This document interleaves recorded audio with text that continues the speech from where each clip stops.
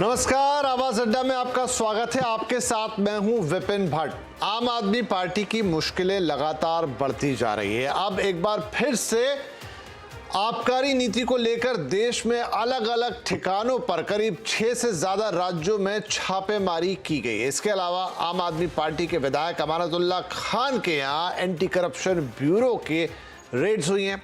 बातें तो यहाँ तक हो रही हैं कि कई लाख रुपए मिले हैं, कोई पिस्टल भी मिली है, लेकिन अभी इसकी पुष्टि नहीं है। लेकिन रेड हुई, हाँ ये बात जरूर है। मामला पुराना है, वक्फ बोर्ड में हेरा फेरी का मामला है, लेकिन एक्शन हो रहा है अभी। इसके अलावा कुछ ब्यूरोक्रेट्स ने मिलकर चिट्ठी लिख दी है अब केजरीवाल सरकार के खिलाफ कि अरविंद केजरीवाल पर सीधा निशाना साधा है कि ये गुजरात चुनाव के लिए सरकारी कर्मचारियों को पार्टी के लिए काम करने की अपील कर रहे हैं। तो कुल मिलाकर आम आदमी पार्टी चारों तरफ से घिरती हुई नजर आ रही है। इसके अलावा 2 स्टिंग ऑपरेशन हो चुके हैं और सरकार पर अपनी आबकारी नीति को लेकर बैक टू बैक हमले हो रहे हैं। हालांकि डिफेंड हर बार एक ही हो रहा है कि सरकार ने कुछ गलत नहीं किया। अरविंद केजरीवाल हो, मनोज सिसोदिया हो, आके की बात कह रहे हैं कि उन्होंने कुछ गलत नहीं किया और वो जांच में पाक साफ निकलेंगे और वो किसी जांच से डरते नहीं, घबराते नहीं और इस तरह की चीजों से। दूसरा, वो आरोप भी लगाते हैं कि भारतीय जनता पार्टी ये सब करके एक तरीके से देश का विकास रोक रही है। तो ढेर सारे सवाल जवाब इन चीजों पर। दिल्ली में मचा हुआ इस समय महासंग्राम, तो इसी पे आज हम करेंगे चर्चा। लेकिन उससे पहले ये ताजा रिपोर्ट।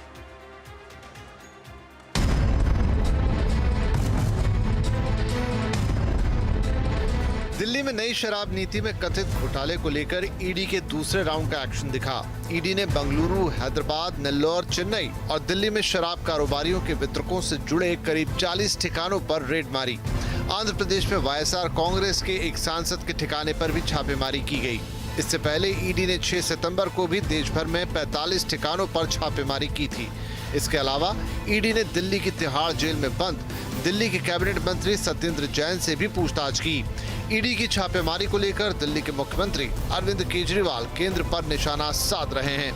मैं समझता हूं कि केंद्र सरकार को सुबह से शाम तक सीबीआई ईडी छोड़ के कुछ पॉजिटिव काम भी करने चाहिए देश के लिए। देश के लिए पॉजिटिव काम नहीं करेंगे तो देश आगे कैसे बढ़ेगा। 24 घंटे सबके ऊपर बस सीबीआई ईडी पूरे देश को डरा रखा है, पूरे देश को धमका रखा है। ऐसे देश कैसे आगे बढ़ेगा। केजरीवाल का कहना है कि दिल्ली सरकार की शराब नीति में कोई घोटाला नहीं हुआ है। वो शराब नीति में कथित घोटाले के अलग अलग आंकड़ों पर सवाल उठा रहे हैं, लेकिन बीजेपी शराब नीति में घोटाले के आरोपों पर अभी भी टिकी हुई है। चोर की दाढ़ी में तिनका आ गया है। उनके चहेते लोगों को या उनके जिन्होंने खास मित्रों को जिन्हें फायदा कराया और जिनकी वजह से दिल्ली के खजाने को हजारों करोड़ रुपए का चूना लगाया आम आदमी पार्टी की सरकार ने, अब उनको अगर उनके ऊपर जांच हो रही है तो उन्हें दर्द हो रहा है। शराब नीति में घोटाले को लेकर बीजेपी ने एक और स्टिंग ऑपरेशन का वीडियो जारी किया। इसमें शराब कारोबारी अमित अरोड़ा दावा कर रहा है कि केजरीवाल सरकार ने शराब कारोबारियों से एडवांस में 100 करोड़ रुपए लिए। वो मनीष सिसोदिया की भूमिका पर भी सवाल उठा रहा है। अरोड़ा ने सिसोदिया पर 400 से 500 करोड़ रुपए कमाने का भी आरोप लगाया है। इसे लेकर बीजेपी आम आदमी पार्टी की नीयत पर सवाल खड़े कर रही है। पर मेरा मानना है कितना चरित्र बदलता चला जाता है।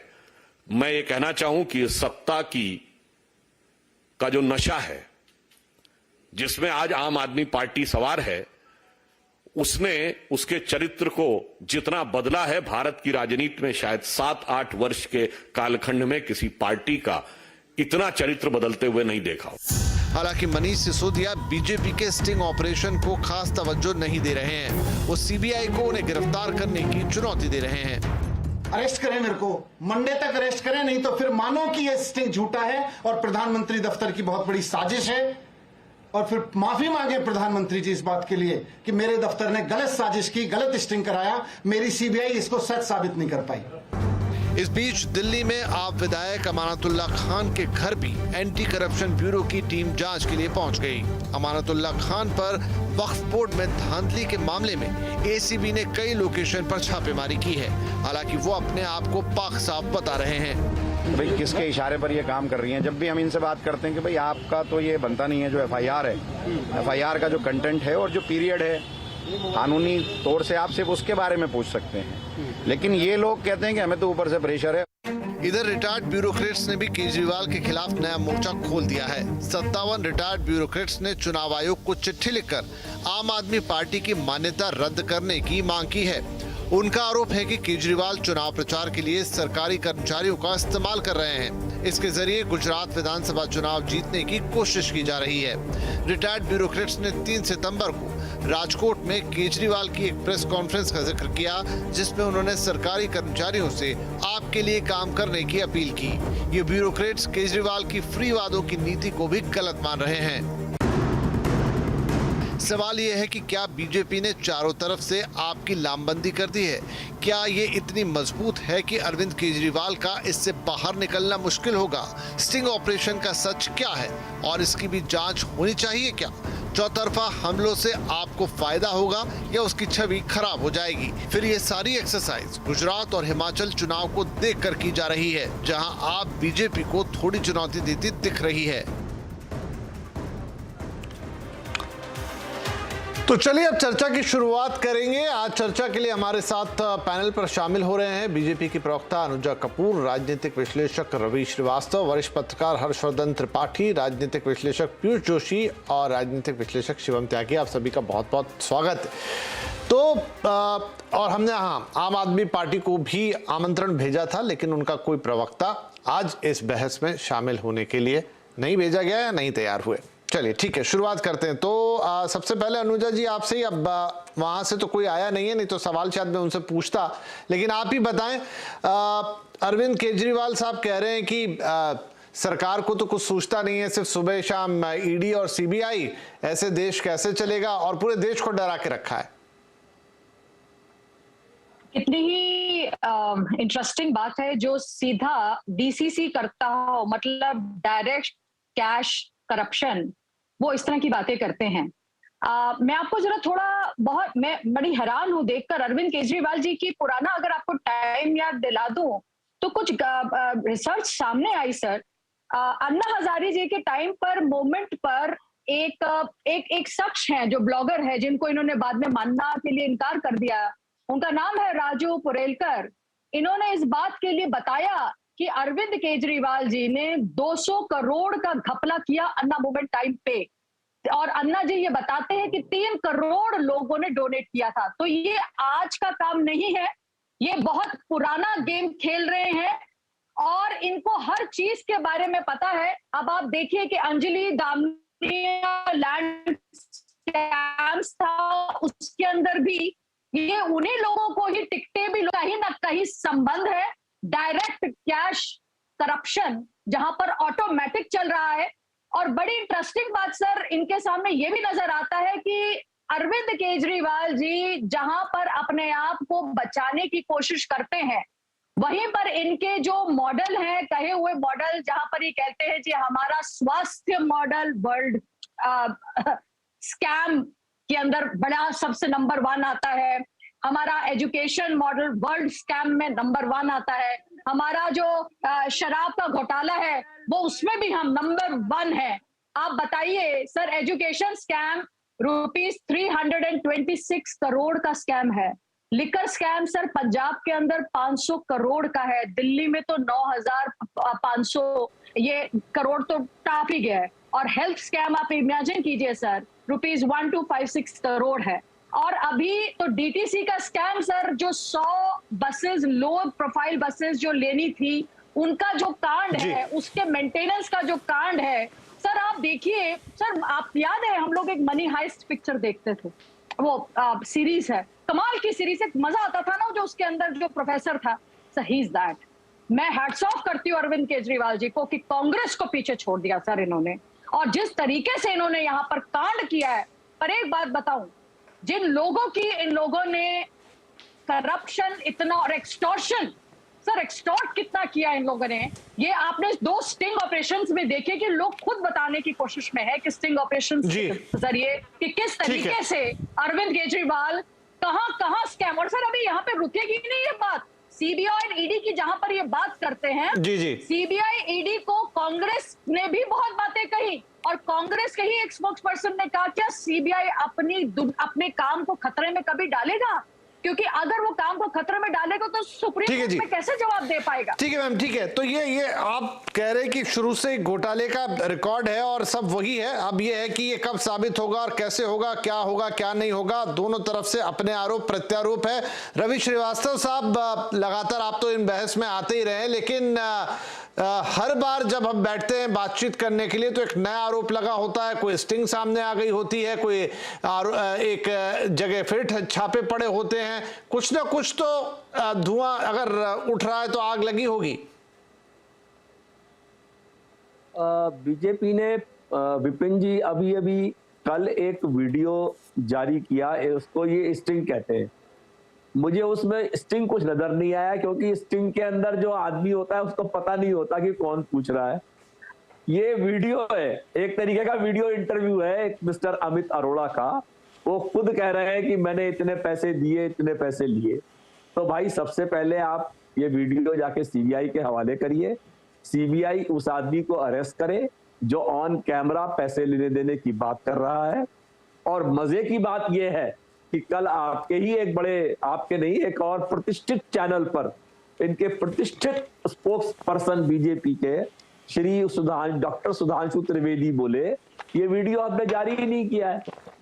मैंने कहा भाई आप, हर चैनल तो ये लिख रहा है कि ये बीजेपी ने वीडियो दिया है, अभी भी आप दिखा रहे हैं ये वीडियो बीजेपी ने जारी किया है, तो बीजेपी खुद कहती है कि हमने वीडियो जारी नहीं किया है।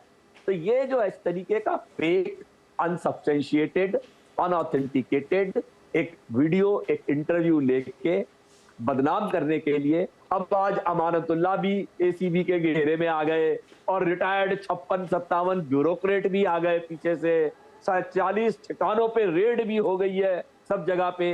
विपिन जी ये सारा ड्रामा और तमाशा 15 दिन का मेहमान और है। एक बार जैसे ही गुजरात के और हिमाचल के इलेक्शन की डेट फाइनलाइज हो जाएगी, उसके बाद ये सब तमाशे अपने आप बंद हो जाएंगे। इनमें से किसी में कोई तथ्य नहीं है। अभी प्रवक्ता बता रही थी कि वो 200 करोड़ रुपए अरविंद केजरीवाल ने कभी 2011 में भी ले लिए थे और अंजलि दमानिया ने कोई लैंड का स्कैम कर दिया था।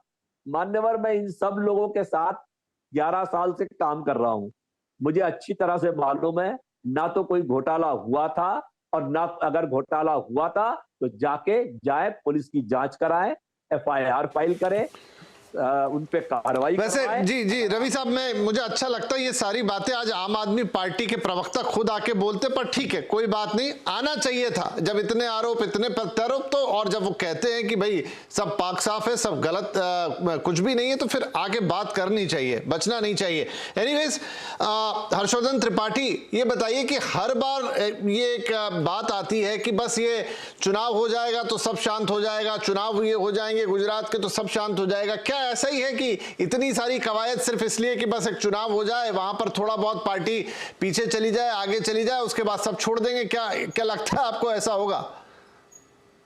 देखिए विपिन जी, सबसे पहले तो ये कि जब बहस में कोई प्रवक्ता नहीं आता है तो कहते हैं ना कि चोर की दाढ़ी में तिनका, जो कहावत है वो चरितार्थ होती दिखती है।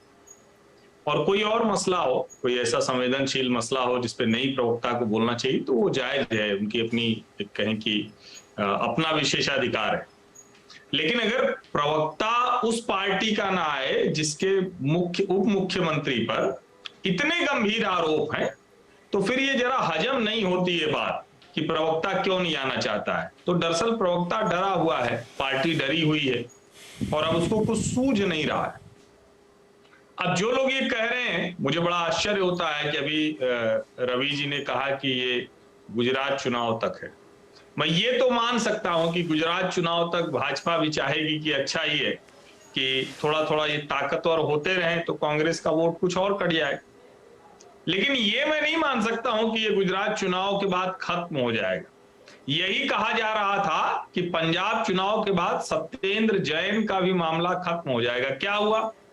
सत्येंद्र जैन को कई महीने हो गए जेल में है, बेचारे छूट नहीं पा रहे हैं। आज फिर से उनसे लिकर स्कैम में भी पूछताछ हुई है और अब जो स्थिति बनती दिख रही है उसमें बहुत साफ है कि गड़बड़ तो बहुत बड़ी हुई है। आम आदमी पार्टी की शराब नीति पूरी तरह से भ्रष्टाचार का एक बहुत कहें कि पुख्ता मामला है। और उसमें जो सबसे बड़ी बात है कि ये भ्रष्टाचार कोई उस तरह का नहीं हुआ। हम लोग सब जानते हैं कि शराब से कमाई होती है, शराब के कारोबारी होते हैं, लेकिन शराब की नीति सरकार की बजाय शराब कारोबारी बनाए, सरकार के हिस्से का रेवेन्यू वो खजाने की बजाय कारोबारियों के पास जाता हुआ दिखे। और यहां एक महत्वपूर्ण बात है जो स्टिंग में भी बड़ी साफ है कि दरअसल अच्छा हुआ कि ये रोक लिया गया, नहीं तो ये भ्रष्टाचार कहां जाकर रुकता इसका शायद अनुमान लगाना भी कठिन है। और पहली बार कोई राज्य की सरकार चाहती है कि पूरे देश की शराब का हब उसका स्टेट हो जाए। हर राज्य में अलग अलग तो ठीक है, वरना एक राज्य चाहे कि पूरे देश की शराब सप्लाई हम ही करेंगे। और पंजाब के नशे का मसला अब आपको ध्यान में आता है क्या? उड़ता पंजाब पिक्चर बनवा दी थी इन्हीं आम आदमी पार्टी के लोगों ने। अभी भी बार बार कह रहे थे जैसे ही सब कुछ हो गया वहां से इतनी खराब तस्वीरें आ रही हैं कि लोग नशे की गिरफ्त में फंसते चले जा रहे हैं। लेकिन भगवंत मान को विज्ञापन देने से फुर्सत नहीं है, भगवंत मान को अपनी ब्रांडिंग से फुर्सत नहीं है। कुल मिलाकर आम आदमी पार्टी इतना निराश करेगी, इतनी जल्दी निराश करेगी, इतनी भ्रष्टाचारी हो जाएगी, इसका अनुमान नहीं था। जी पीयूष जोशी, वैसे तो रवि साहब कुछ कहना चाह रहे। रवि साहब 10 मिनट, आप बहुत देर से हाथ उठा रहे थे, तो 10 मिनट क्या माफ कीजिए 10 सेकंड अगर आप एक छोटा कमेंट कर पाए, क्योंकि फिर मैं अपने बाकी मेहमानों के पास जाऊंगा। देखिए मेरा अच्छा ठीक है, बहुत बड़े बड़े आरोप लगे और आम आदमी पार्टी ने पूरा निराश कर दिया। और अफसोस तो ये है कि सीबीआई ने पूरे 14 घंटे तलाशी ली 30 लोकेशन पे। चलिए ठीक है, कोई जवाब नहीं दूंगा। ठीक है अनुजा जी। मैं ये बताना चाहूंगी कि आम आदमी पार्टी का जो ये बार बार मुखौटे के बारे में बात करते और कहते हैं कि ये बार बार आ रही है, वो बार बार नहीं आएगी। पंजाब के कांड जो हुए हैं वो भी हम लोग दिखा रहे हैं। ऑपोजिशन में जब हम बैठे थे लोकसभा में भी हम बहुत और ईमानदार रहे, और आज भी यहाँ पर दिल्ली में भी कट्टर और ईमानदार है। जिसको परेशानी है वो उन यहाँ पर दिखा रहा है बार बार। और अब बीजेपी इनका टंका फोड़ रही है, और अब आने वाला वक्त भाजपा का इन्होंने वोट नहीं काट रहे, ये काट रहे कांग्रेस का। तो इसलिए बहुत खुश ना हो, भाजपा को इसका वोट नहीं कट रहा, ये प्रॉब्लम कांग्रेस की है और इसका खामियाजा कांग्रेस भुगतेगा। पर जो खामियाजा आज का बंदा जो टैक्स पेयर भुगत रहा है, जिसके बारे में ये इतनी भड़कड़ की बातें कर रही है, आप समझिए सर 15,000 करोड़ का मुनाफा ये आने वाले वक्त में करने वाले थे लिकर स्कैम के जरिए।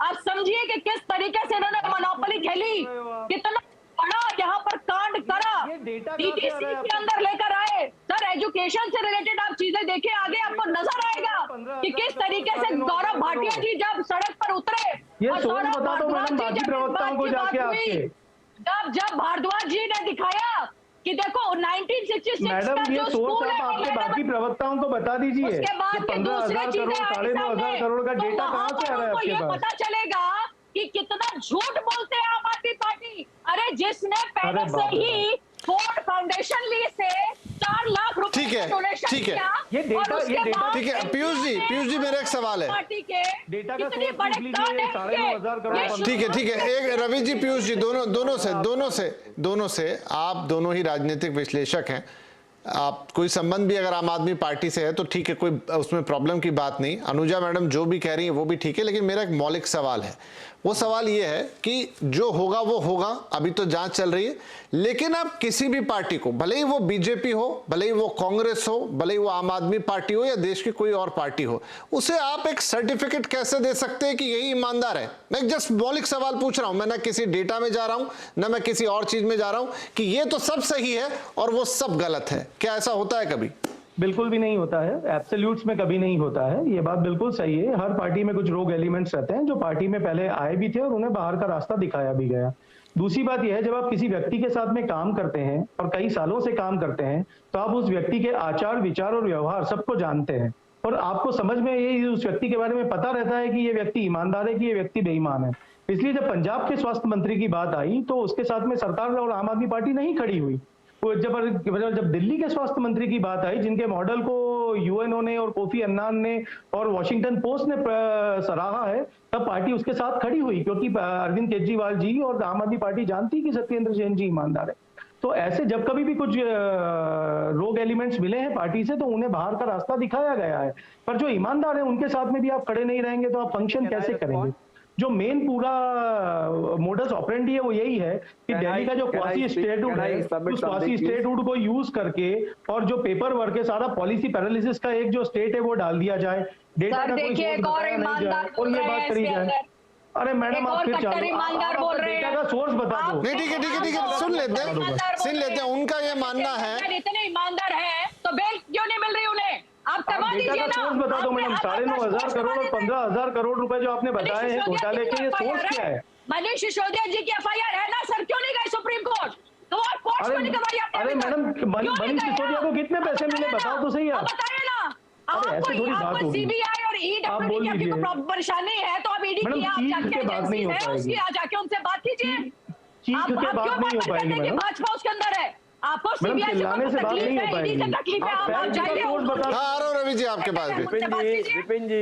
विपिन जी क्रॉस टॉक तो आपको रोकना चाहिए कम से कम। जी मैं रोकता हूँ। क्यों रोकना चाहिए? जी मैं रोकता हूँ जहाँ पर मुझे आवश्यकता होती है। ठीक है, आप अपनी बात रखिए। बताना चाहिए हमें, भाजपा असलियत बता रही है, इसी बात की तो तकलीफ है आप लोगों अरे को। आपकी पॉलिटिक्स को देश ने नकार दिया है। आपका हिजाब कौन सी देश ने नकार दिया सर? कौन सी देश ने नकार दिया? आज बच्चों आपके बारे में जानता है, तू कर रहा है। गुजरात ये सही बात कही आपने। देखिए रवि साहब सही बात कह रहे हैं। रवि साहब सही बात कह रहे हैं। आप अपना आजाद ठीक है रवि साहब, रवि जी उसके साथ नहीं, आपने बहुत सही बात कही। ये अपने आप को पहले आपने बहुत पार्टी की राजनीति खत्म हो चुकी है। आपने बहुत सही बात की कि जनता डिसाइड करेगी कि उसको क्या चाहिए। उसको फ्री की बिजली चाहिए, उसको फ्री का राशन चाहिए, उसको फ्री की चीजें चाहिए, उसको कुछ और चाहिए, उसको हिजाब चाहिए, वॉटएवर कोई भी शब्द आप रख लीजिए, किसी भी राजनीतिक पार्टी का रख लीजिए, लेकिन अंततः वोट तो वही आदमी जाके देता है। तो वो देता है, हर 5 साल में देता है। और उसने जो पिछले वोट दिए हैं उनके नतीजे हम देख रहे हैं। दिल्ली में आम आदमी पार्टी को दिया, केंद्र में भारत सरकार को दिया, तो वो तो ठीक है। यही सबसे बड़ी बात है। इसके बीच में सब कुछ गोल गोल घूमेगा। एक छोटा ब्रेक लेता हूं, लेकिन ब्रेक के बाद थोड़ा सा और विश्लेषण करने की कोशिश करेंगे कि आखिर चल क्या रहा है। एक तरफ आम आदमी पार्टी कह रही है कि हम ये सब करके देश का विकास रोक रहे हैं, दूसरी तरफ भाजपा के आरोप हैं, लेकिन ढेर सारी चीजें रोज रोज निकल कर आ रही है। क्या ये सिर्फ चुनाव के लिए जैसा दावा किया जा रहा है, या फिर आगे जैसा बताया भी जा रहा है कि बहुत सारी चीजें तो चुनाव के बाद भी चली हैं। सारी बातें होंगी इस छोटे से ब्रेक के बाद।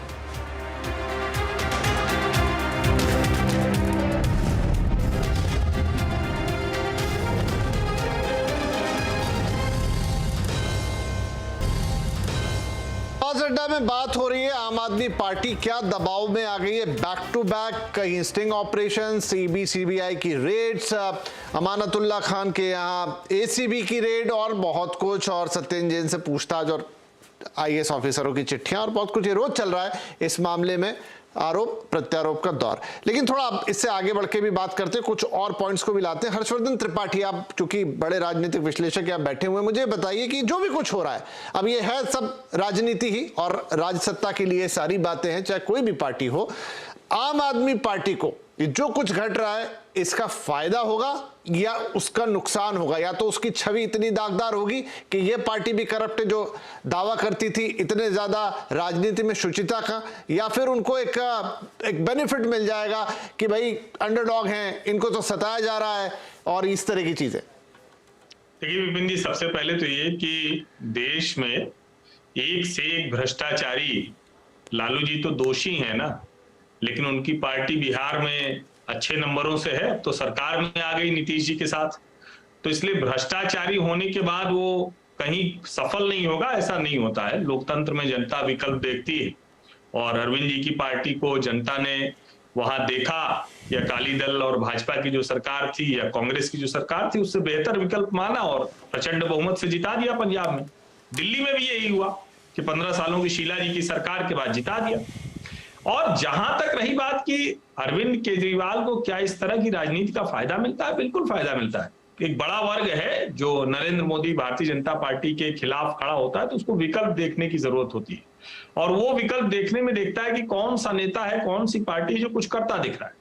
देश के अलग अलग हिस्सों में अलग अलग सरकारें हैं जो जीत रही हैं, लेकिन अरविंद केजरीवाल चुनाव कहां जीतेंगे, सीटें कितनी जीतेंगे, वो अपनी जगह। लेकिन आपको मैं एक चीज याद दिलाता हूं, कहा जाता है ना कि कौन सा नेता क्या कह के आया था, तो अब तो लोग भूल गए होंगे। मुझे तो लगता है जो आम आदमी पार्टी के समर्थक होकर लोग बैठते हैं, या जो राजनीतिक दलों में हैं और नेता हैं या जो भी हैं, एक आंतरिक लोकपाल की बात कही थी अरविंद जी। हमारी पार्टी में आंतरिक लोकपाल होगा, कोई भी मामला होगा तो उसके सामने जाएगा और उसी दिन पहले उसको सस्पेंड करेंगे। जब तक आंतरिक लोकपाल की जांच में वो निकल कर नहीं आएगा तब तक उसको नहीं लेंगे। तो ये तो कहना बंद करना चाहिए कि आम आदमी पार्टी दूसरी पार्टियों से अलग है। इनकी पार्टी का पार्षद रहा मोहम्मद जो ताहिर हुसैन, वो दिल्ली दंगों में आरोपी है, जेल में है, निकल नहीं पा रहा है। वो उसके छत पे क्या क्या मिला था वो बताने की जरूरत नहीं।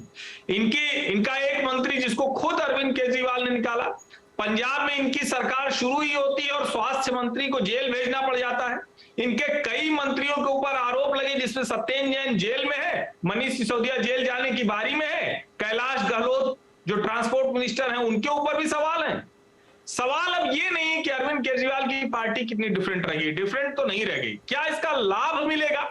तो लाभ मिल सकता है। जहां कांग्रेस कमजोर होती जाएगी वहां विकल्प के तौर पर कांग्रेस की जगह आम आदमी पार्टी ले सकती है। ठीक है, वो तो सीधा सीधा कह ही रहे हैं गुजरात जाके कि कांग्रेस तो खत्म है। उनका वो बयान चर्चा में रहा पिछले दिनों कि आप उसको भूल जाइए और हमें वोट दीजिए। शिवम त्यागी, ये बताइए कि अब अरविंद केजरीवाल या उनकी आम आदमी पार्टी या फिर जिस तरीके से ये पूरा सब कुछ हो रहा है, जो दावा कर रहे हैं मनीष सिसोदिया कि मुझे गिरफ्तार कर लीजिए मंडे को, और सीधा सीधा पीएमओ को चैलेंज कर रहे हैं, वो हर बात में प्रधानमंत्री को बीच में लेकर आते हैं कि प्रधानमंत्री के ऑफिस ने ये किया, प्रधानमंत्री के ऑफिस ने वो किया, अब अगर मैं भ्रष्ट हूं तो मुझे पकड़ के दिखाइए। और अगर मैं खुद ही क्लीन चिट भी देते हैं खुद को कि अगर आपने मुझे मंडे तक नहीं पकड़ा तो इसका मतलब है कि मेरी कोई गलती नहीं। जब उनके वो लॉकर में भी छापा पड़ा था तो वो चीज उन्होंने खुद ही क्लीन चिट दे दी थी, देखिए कुछ मिला नहीं, मैं तो क्लीन चिट हूं। विपिन जी देखिए, एक बड़ा इंटरेस्टिंग चीज आपने देखा होगा, मोमेंट है भाई, मोमेंट है, इसको तो मुझे लगता है रिकॉर्ड कर लेना चाहिए सीएनबीसी को। ये पार्टी वो है जिसका लोकसभा में क्या है, 0, और रवि श्रीवास्तव कह रहे हैं कि ऐसी पार्टी को जिसकी 300 प्लस सीटें हैं कि तुम्हें जनता ने नकार दिया। क्या खा के बैठे हुए हो? लीटरों में क्यों आप इस तरह से आटा बेच रहे हो? मतलब ये कोई तर्क भी हो गया क्या? लोकसभा में 0 है आप, अभी 0। 303 करने के लिए 303 ही साल लगने की उम्मीद है आपकी, जिस तरह की राजनीति चल रही है। क्योंकि शुरुआत के 10 साल में ही आपके 10 से ज्यादा नेता कन्विक्ट होकर जेल बैठे हुए हैं, मंत्री अंदर हैं, और आप कहते हैं कि बीजेपी को नकार दिया। अगर मैं चुनावों की भी बात करूं अभी पिछले दिनों ही, तो पंजाब छोड़ के 95% जगहों पे आपकी एफडीआर नहीं बची, जमानतें जब्त हो गई सबकी। ये कह रहे हैं कि पार्टी को नकार दिया, भारतीय जनता पार्टी को। तो बोलने से पहले कम से कम सोच तो लिया कि मान लीजिए पॉलिटिकल स्कोर करना है, but there has to have some method to the madness. अब आगे आते हैं, जहां तक बात आपने कहा कि पीएमओ को हर बार जो है डायरेक्ट करते हैं, क्योंकि अरविंद केजरीवाल जी को बस बनना ही प्रधानमंत्री है, उनका एजेंडा एक ही है। बहरहाल सबको बनना चाहिए। लालू जी ने बड़ा इंटरेस्टिंगली एक बार कहा था लोकसभा में खड़े होकर कि भाई सबका प्रधानमंत्री बनने का मन करता है, मेरा भी करता है, तो अरविंद केजरीवाल जी का भी करता होगा, कोई बात नहीं। लेकिन उसके लिए आपको पॉलिटिकल स्तर पर आधार देना पड़ेगा। आप मुझे एक चीज बताइए, इस देश में हेरल्ड में खास तौर पर माताजी, बेटाजी, सोनिया जी और राहुल जी मतलब यानी कि बेल पे है। इस देश के प्रधानमंत्री ने कुछ लोगों को एड्रेस करते हुए कहा था कि बेल जो है आपका अधिकार है, ठीक है, जब तक आनंद ले सकते हैं तब तक लीजिए, लेकिन एक ना एक दिन आपको जेल जाना ही पड़ेगा। अब ये कोर्ट प्रोसीडिंग्स है, तमाम तरह की चीजें हैं। 2013 का केस है, आज 2022 आ गया। आते आते मुझे लगता है और पता नहीं कितना समय लगेगा माता जी को और बेटा जी को बड़े घर जाने में। लेकिन तय है ना कि अगर घोटाला किया है तो जेल जाएंगे। अब इसका यह मतलब तो है नहीं, जिस तरीके से नरेंद्र मोदी जी के खिलाफ एजेंडा चलाया जाता है और कहा जाता है कि वो एजेंसियों का बेजा इस्तेमाल करते हैं, तो अभी तक तो उठाकर जेल डाल दिया होता। लेकिन इतना समय हो गया ना, 14 से 22 तक, तो कानूनी प्रक्रियाएं अपने तरीके से चल रही हैं। 90 के दशक में 900 करोड़ का घोटाला करने वाले लालू प्रसाद यादव को कन्विक्ट होते होते 17-18 आ जाता है। ये कहते हैं कि हमें या तो आज ही जेल डालो वरना कल को हमसे माफी मांग लेना। अरे माफी वीरो, सारे देश से माफी मांगते हुए आप घूम रहे हो। एजेंसीज अपना काम अपने तरीके से करेंगे। और अब मनी ट्रेल पर आते हैं। सर फिर से मैं कहना चाहता हूं, घोटाला साबित करने के लिए पैसा पकड़ना, मनी ट्रेल पकड़ना ही आवश्यक नहीं है। जरूरी नहीं है कि पार्था चैटर्जी की तरह अरविंद केजरीवाल और मनीष सिसोदिया के घर में जब तक 50 करोड़ नहीं मिलेंगे वो गुनाहगार साबित नहीं होंगे। आप पॉलिसी में भी गुनाहगार साबित होते हैं, आप तमाम तरहों में तमाम चीजों पर साबित होते हैं। चिंता मत कीजिए, अपने आप ही जज, अपने आप ही वकील, अपने आप ही विक्टिम, अपने आप ही नेता और अपने आप ही चीफ जस्टिस ऑफ इंडिया मत बनिए। समय दीजिए, जाना तो है ही, तो 2, 4, 5 साल जितने भी आनंद ले सकते हो लीजिए आप भी, राहुल गांधी और सोनिया गांधी की तरह। जी पीयूष जी, अब अमानतुल्लाह खान वाला ही मामला है, इसमें तो कहीं बीजेपी भी नहीं है। ये मामला है 2020 का, आरोप और एफआईआर है वक्फ बोर्ड के, और अभी अमानतुल्लाह खान साहब का है कि वो कहते हैं ऊपर से प्रेशर आ रहा है। तो हर चीज में उस तरफ उंगली मोड़ने की क्या जरूरत है? अब ये तो अलग है ना, कोई बीजेपी तो आई नहीं इसमें बीच में।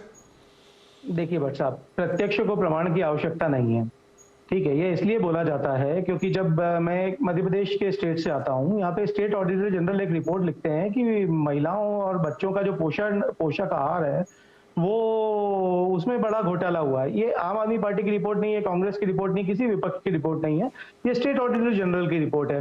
महिला बाल विकास मंत्रालय मध्य प्रदेश में कौन देखते हैं? माननीय मुख्यमंत्री शिवराज सिंह जी चौहान। क्या गृह मंत्रालय ने ईडी और सीबीआई उनके पास में भेजा? कर्नाटक में इतने बड़े बड़े माइनिंग घोटाले हुए, क्या उनके पास में भेजा गया ईडी और सीबीआई? जिस तरीके से व्यापम घोटाला हुआ, इनमें इनके मंत्री तक जेल गए, 54 लोग भरे। व्यापम घोटाले का कहाँ क्या हाल है हम सब जानते हैं। और एक अच्छी गंगोत्री है भारतीय जनता पार्टी, गंगा मैया की तरह साफ कर रही है भ्रष्टाचारियों को। तो जिस तरीके से मुकुल रॉय आ जाते हैं, हेमंत विश्व शर्मा आ जाते हैं, सारा मामले साफ हो जाते हैं, और जो जांचें हैं वो बिल्कुल स्लो पेस पे हो जाती हैं। तो ये बात तो बिल्कुल सीधी सीधी है कि जिस तरीके से ये चल रहा है, और ये प्रश्न इसीलिए उठाया कहाँ साफ हुए सर, कहां साफ हुए? कौन सा मामला साफ हुआ पीयूष जी? यार आपको बीच में बोलने की इतनी आदत है, आपने भी इतने अनर्गल बातें बोली, मैंने आपको टोका नहीं। सवाल पूछ रहा हूं आपसे, आप ये इतना एंग्री यंग मैन की तरह बात क्यों कर रहे हो? संवाद कर रहे हैं, सवाल। चलिए ठीक है, इसमें पीयूष जी मेरा छोटा सा सवाल समझ लीजिए, जवाब समझ लीजिए। वो ये है कि ठीक है, आपने जो बातें गिनाई बिल्कुल ठीक है, सवाल पूछे जा सकते हैं, लेकिन एक सवाल के जवाब में दूसरा सवाल नहीं हो सकता। 500 करोड़ का ब्रिज पहली बरसात में गिर। आप बोल रहे हैं ना कि भाई क्यों ऊपर से डायरेक्टिव है और क्यों ऐसा बोला जा रहा है कि एजेंसीज का मिसयूज हो रहा है और केजेट पैरेट के रूप में सीबीआई और ईडी काम कर रही है। इसीलिए कर रही है कि जो बीजेपी के घोटाले हैं वो तो दिखते नहीं, और जहां घोटाला नहीं है वहां रोज इन्वेंट किया जा रहा है, वहां रोज नए स्ट्रिंग ऑपरेशन। नहीं, मैं तो यही कह रहा हूं ना कि वो उनका मामला तो खुद वक्फ बोर्ड ने रिपोर्ट करा रखा है, 2020 का मामला है, उस समय का है जब वो चेयरमैन थे। मैं ये कह रहा हूं सिर्फ, फॉर्चुनेटली आप इनसे पूछिए ना, अगर इतनी प्रॉब्लम है इन्हें तो ये जाकर इतने जुडिशरी है ना, हमारे पास पुलिस थाने हैं, ये जाकर क्यों नहीं बात करते? हमें जाके कंप्लेंट कर दे, जेल जाएगा ही। इनके पास है ना, इनके पास जाके क्यों नहीं कर देते हैं सर? आप जाकर कर दीजिए ना सर, आपके पास सारे सबूत हैं। बता दो, आप तो सबूत है आपके पास है सर, आप जाकर क्यों नहीं कर देते? देखिए सर, सीबीआई। ठीक है, वैसे खबर ये है कि अमानतुल्लाह खान साहब को एसीबी ने अरेस्ट कर लिया है, बता दूं मैं आप सबको। अब बाकी आप कंटिन्यू कर सकते हैं। देखिए, अब ये जो बोलते हैं कि भाई ये भ्रष्टाचारियों को जेल में डालना चाहिए, ऐसा बोलते हैं, और एसीबी छीन लेते हैं रातों रात, जो कि पहले दिल्ली सरकार के अंडर आती थी। तो सामने दिखता है साहब कि क्या है और क्या चाहते हैं। और रही बात ये कि मैं कुछ बातों पे हमारे पैनलिस्ट से एग्री करता हूं कि जनमत जिसके फेवर में रहता है वो जरूरी नहीं कि वो पाक साफ ही हो। जैसा कि त्रिपाठी जी ने बोला कि भाई लालू यादव जी स्वयं आरोपी दोषी साबित हुए हैं और सरकार है, तो ये बात सही है कि जनमत हर हमेशा सही नहीं होता है, सरकारें चाहे किसी की भी बने। पर सीधी सी बात यह है कि भ्रष्टाचारी भ्रष्टाचारी ही रहता है, शिष्टाचारी शिष्टाचारी ही रहता है, और वो कोई चीज बदल नहीं सकता। तो रही बात है, और ये सबसे बड़ी जो इस देश के संविधान की खूबी है कि पॉलिटिकल पार्टीज डिसाइड नहीं करती, न्यायालय डिसाइड करता है, और जो पाक साफ है वो बाहर आएगा, जो दोषी है जब न्यायालय डिसाइड करता है तो मनीष ठीक है, जब न्यायालय डिसाइड नहीं तो क्यों डर लग रहा है? मनीष सिसोदिया जी पता रहता है ना, आप ईमानदार हो, आपको पता होगा ना, मैं ईमानदार हूँ या मैंने कोई घोटाला करा है तो व्यक्ति को पता रहता है। और क्यों ये पूछा जा रहा है बार-बार कि सीबीआई ईडी किसकी है? अरे आपको जब इतना ही विश्वास है, वैसे आप कोर्ट के अभी इन सब बातों का जवाब दे चुके हैं मैडम, इन सब बातों का जवाब दे चुका हूँ मैं। मेरा सिर्फ इतना कहना है, व्यक्ति को तो पता रहता है ना कि उसने घोटाला किया है कि ईमानदार है। जुडिशरी है वो कहीं ना कहीं बिल्कुल साफ है। चलिए ठीक है। रवि जी, एक सवाल बार बार आम आदमी पार्टी की तरफ से ये बात आती है और उनके समर्थक भी ये बात करते हैं कि भाई गुजरात का चुनाव है इसलिए बीजेपी घबराई हुई है, इसलिए बीजेपी डरी हुई है। क्या लगता है आपको कि आम आदमी पार्टी गुजरात में एक बहुत बड़ी विक्ट्री शेयर करने जा रही है इसलिए बीजेपी डर गई है और अब उनको यहां तक ये सब करना पड़ रहा है ताकि कहीं आम आदमी पार्टी न जीत जाए गुजरात के अंदर? राजनीतिक विश्लेषक के तौर पे सवाल आपसे पूछ रहा हूं सर। बिल्कुल, बात गुजरात की भी है, बात हिमाचल की भी है, दोनों राज्यों में चुनाव है और गुजरात में स्थिति ऐसी है कि भाजपा वहां पे 27 साल से राज कर रही है अनइंटरप्टेड। मोदी जी रहे इतने साल चीफ मिनिस्टर, उनके बाद उनके जो प्यादे रहे वो रहे चीफ मिनिस्टर। तो अब वहां पे बदलाव की एक लहर चली है, क्योंकि वहां की जनता भी ये सोचने को मजबूर हुई है कि भाई दिल्ली में, पंजाब में क्या हुआ है। अगर दिल्ली और पंजाब में बिजली, पानी, सड़क, रोजगार, शिक्षा, स्वास्थ्य, महिला सुरक्षा। मैडम एक मिनट, आप चुप रहिए, मैंने आपसे कुछ नहीं बोला। 25 साल मैंने रही बोल है, दिया आपको, कह दिया तो आपको गुजरात कि में अभी भी किसी रीजन से वापस आ रही है तो सर आएगी जनता पार्टी बहुत अच्छी तरह अच्छा परफॉर्म करेगी गुजरात में। बस अब लेकिन रवि जी, हाँ ठीक है अनुजा जी एक मिनट। लेकिन एक बहुत बड़ी बात है कि जहां पर जन आंदोलन है वहीं पर ही वो ही इसको चूज करके आएगा। तो आपको ये बात बार बार ढीके आंकड़े की जरूरत नहीं है कि आम आदमी पार्टी क्या कर रही है। अगर गुजरात में मोदी जी ने काम किया है तो वो वापस आएगी, 2024 में वापस आएगी। और आम आदमी पार्टी अगर ये कहती है, अरे तो अभी भी मोदी जी गुजरात का चुनाव लड़ रहे हैं क्या? आप लोगों को अभी भी मोदी जी गुजरात का चुनाव लड़ रहे हैं क्या? वो ठीक है रवि जी, लेकिन रवि जी ये असेसमेंट कहां से आया कि गुजरात की जनता बहुत परेशानी में है, उसको भी फ्री बिजली, पानी सब कुछ चाहिए? ये असेसमेंट किसका है? विपिन जी, ये आप लोगों का बनाया हुआ एक नैरेटिव है। आप लोग कौन सर? आप लोग क्या मीडिया वाले कहेंगे कि ये फ्री है। ये फ्री कुछ नहीं है, वो फ्री बहुत बार नहीं मैंने फ्री पे आपत्ति जताई ना, मैंने गुजरात की भौगोलिक, आर्थिक और दूसरी परिस्थितियों के हिसाब से ये बात की कि क्या वहां की जनता को वाकई इन चीजों की जरूरत है। निश्चित रूप से वहां की जनता ने बहुत सफर किया है, चाहे वो कोरोना में रहा हो, चाहे वो इंफ्रास्ट्रक्चर हो, चाहे वो एम्प्लॉयमेंट हो, चाहे वो एजुकेशन हो। आप कितने 6000 स्कूल उन्होंने गुजरात में सरकारी स्कूल बंद कर दिए। उन्हें इस तरह से स्कूलों को बंद करना जनता के साथ में अत्याचार है। तो इसका जवाब आम आदमी पार्टी दे रही है वहां। ठीक है और ठीक है, कई सवाल ला रही है। मैं मेरे पास समय बिल्कुल कम रह गया, क्विकली हर्षवर्धन त्रिपाठी, बड़ा अच्छा ये सवाल है कि क्या गुजरात में वो same Arvind Kejriwal model school और बाकी फ्री बिजली और ये सब चीजें चलेगा? देखिए विपिन जी, हाथ कंगन को आरसी क्या और पढ़े लिखे को फारसी क्या। और गुजरात मुझे लगता है जो भी गया होगा वो ऐसी नासमझी की बात नहीं करेगा। राजनीतिक हवाई किले बनाना अपनी जगह है। और 2014 में गए थे अरविंद केजरीवाल, 2017 में भी गए थे और उसके पहले 2014 में बनारस भी गए थे। अरविंद केजरीवाल कहीं भी जहां भारतीय जनता पार्टी मजबूत है वहां कहीं भी टिकते नहीं है। और ऐसी ही हवा अरविंद केजरीवाल की बनी थी गोवा चुनाव के वक्त। लगता था कि कांग्रेस भाजपा तो कहीं है ही नहीं है। और हालत क्या हुई, कहां तक पहुंचे? 5% वोट कुल मिला इतनी हवाई किलेबंदी के बाद जी। 2017 के चुनाव में 0.1% वोट है। मूस मोटाई तो लोढ़ा हुई, एक सीट जीत जाए तो बहुत बड़ी बात होगी। और मैं आपको बता दूं कि इनकी जो मुफ्त बिजली का है वो ढोल फट चुका है।